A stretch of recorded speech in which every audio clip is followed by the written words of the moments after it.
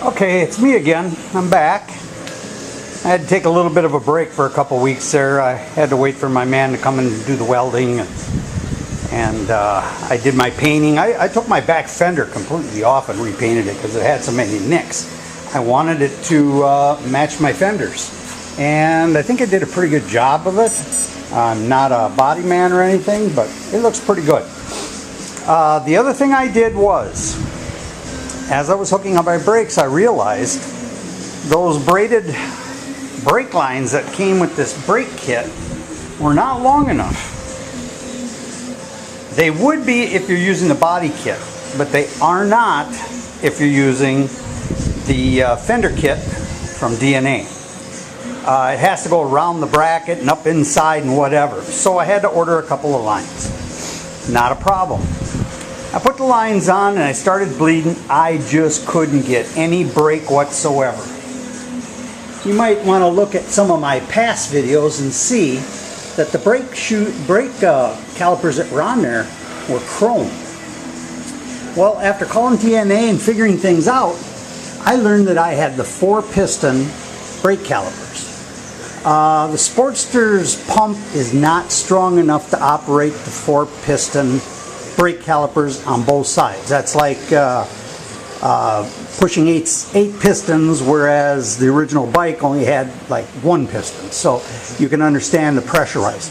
So I contacted them, learned that yes, I did have the wrong one, and they supplied me with 2 of the 2-piston calipers, and that is what should have been on it the whole time, but somehow manufacturing, they messed up, and that happens. That happens on occasion. So keep an eye on it. If you've ordered the 2-piston ones for your Sportster, now the 4-piston ones could work for a larger Harley. I'm just talking the Sportster. If you got the 4-piston ones, you might be wasting your time. You're not going to get the brake that you want. So I put that on there with the new lines. I rebuilt my pump to make sure it was fine, and it is. And I bled the calipers and brake lines. Well, that was a trick in itself. One person doing the rears is not real easy to do. I had a hard time. I had air blocks. I had all kinds of stuff. I bought one of them pump brake vacuum pumps, the hand ones, to draw the fluid. I couldn't get that to work worth beans. I went back to the old way with a cup and a line on it, and I pumped the brake and I got the air out, and I did just fine after that. So something else I ended up doing is, because of the new type fender that I'm putting on here from DNA, which is a nice fender. However, the tires did not line up with the fender at all. So as you can see, I got a 1-inch spacer put on there,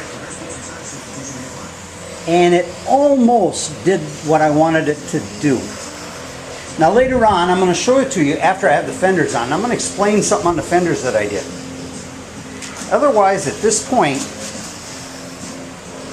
everything looks like it's ready to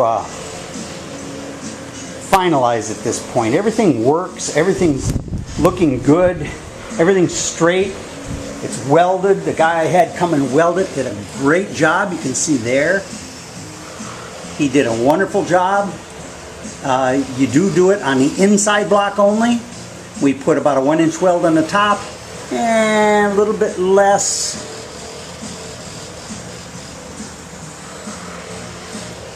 hard to see probably because it's black. I already painted on the back side. Did the same thing on this side. That one shows up really nice. And again on the back side. Now the reason you have to do this is, if you don't do that and you hit your brakes, the axle's going to spin. You do not put it on the outside block at all, because someday you may have to take that axle off there, and to loosen it and to remove it this way, it would be too tight because of the bolts that are holding it like a sandwich. So you just do the inside ones. Something else I did on my bike, I did it because it's me. After I repainted the fenders, I decided I wanted to relocate the rear directionals, because the rear directionals on the Sportster, this is where they're at. And when I put my saddlebags on there, it hits against them. It doesn't look good. So I figured as long as I got it apart, I'll redo it. Now you can buy your own kit if you want from JMP Cycle or whoever, but all I did was I took a piece of metal, cut it to length, bent it, drilled it. Then I got a couple of spacers from the hardware store, painted them, and put them on here with a new bolt. And now, this is where it's located, and I think it looks pretty good that way. My bags are not going to have any issues with that whatsoever. So I guess at this point, I'm going to sign off. I'm going to finish cleaning my brake rotors and stuff. I'm going to get my wheels on there and get my fenders on there. But I'll be back to show you how this is working. Okay, here it is. The fenders are on, brakes are working, wheels are on. I just got to tighten the lugs, put my bags on it, and see what happens. Now, remember when I told you that I had to get creative with the rear fenders?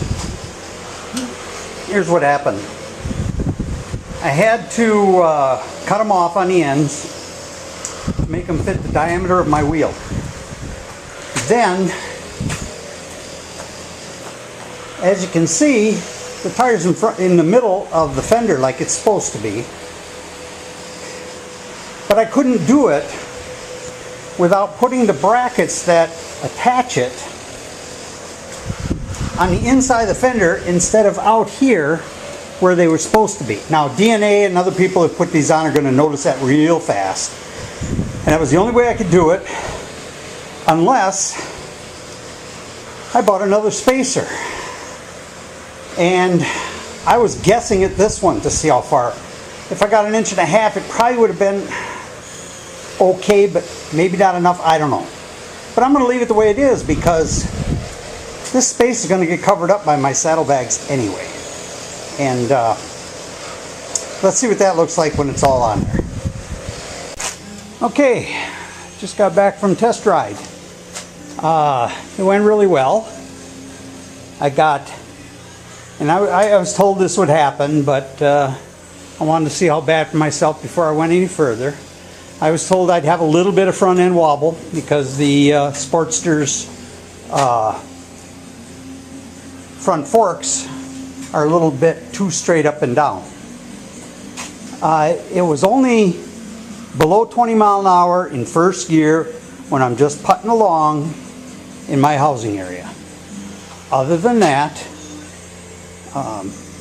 it was sound on the road, no problems.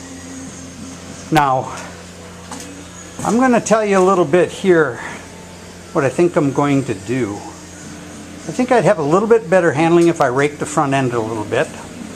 So get a triple tree and rake it out a couple degrees more.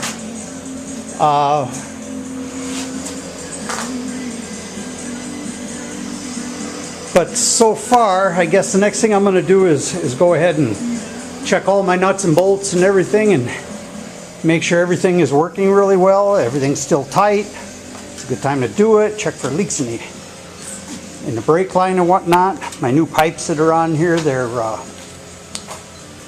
short shots, Vance and Hines. A bit loud, but I kind of really expected that. I hope I don't run into problems with the police, but we'll see. Other than that, I'm very happy with it. It looks good. I like the fenders with the saddlebags better than the body. I think it looks better. It's cleaner looking, less messing around to get things to fit okay and line up. It all feels good. So there I am. That's where I'm at. So I think the next thing I'm going to do is I'm going to put this video together, and I'll kind of tell you the things that I ended up purchasing while I was building, what I had to do, Otherwise, it's pretty well explained as I went along, tore it down, and did the build. Thanks, everybody. I hope you do as well as I did. Now, mine's an 883 Custom, not a 1200 Sportster. And I was still going down the highway, 65 mile an hour, no problem. A little bit less going uphill a little bit, but that's because I wasn't really doing 60 when I hit the hill. So it took a little bit to get her back up to 65. Otherwise, it ran good. I think I have plenty of power as an 883. 1200 would have absolutely no problem. So just to keep that in mind. And I would say on a scale of 1 to 10, 1 being the least difficult, 10 being the most difficult on this build, I would probably give it about a 5. I wouldn't say it's simplistic to where anybody who has never used a screwdriver or nuts and bolts before couldn't handle it. Could handle it no problem. I've worked on a lot of cars and trucks, no formal training, but you know, even though a few things that I ran into, hopefully you'll learn from what I ran into so you don't have to struggle like I did to figure it out. But I would say average mechanic type. I did it by myself. I had no help. And a lot of my time went into these fiberglass fenders, you know, painting them, smoothing them, doing my back and front fenders, stuff like that, extra. But otherwise, I think it went really well, and I wouldn't consider it difficult for me. But a little bit of mechanical experience will go a long ways, but I don't think it's extreme. So I'm going to button up this video and get it posted. And if you're looking to trike out a Sportster, I think you would like this. If you've never ridden a trike before, it's a little different. I've ridden trikes for years. To me, being a narrower back end was a little bit different than what I've been used to. But overall, I'm very happy with it, and I'm glad I went ahead and did this.